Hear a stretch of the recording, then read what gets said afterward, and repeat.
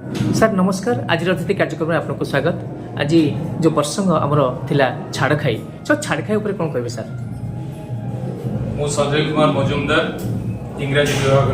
अध्यापक आउ सर्वप्रथम ये चैनल को स्वागत जनाऊँगी जो आज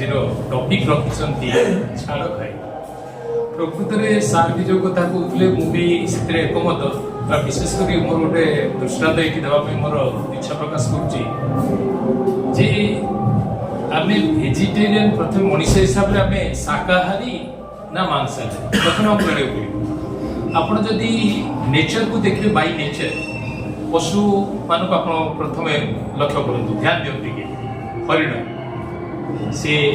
शाकाहारी ना मांसाहारी आपर छेली गाई घोड़ा ये समस्ते शाकाहारी ना मांसाहारी एवं जहाँ आम देखीचु जो माने सब शाकाहारी से लिप ओठ लगे पानी पीला बेले आउ जो माने मांसाहारी से कुकुर हो आपंकर सिंह हो जो गुड़ाक मांसाहारी प्राणी बोली देखुं से जीभ स्पर्श होता है जीभ द्वारा से पानी पी था तेणु ये गोटे कथा आउ गोटे कथा है मनुष केमिति आरंभ है जेहेतु आम दृष्टांत को जीवा आम केमिति कहबा मनुष्यटा शाकाहारी ना मांसाहारी किंतु समय थिला जो अतीत को जीवा जे बन जंगल जो निया लगी जाऊला से पशु पक्षी किसी पोड़ी जाऊे मनीष तार खाद्य अभाव से समय ये पोड़ा मांस को खाई पोड़ा मांसर स्वाद से बारी तो भल लगी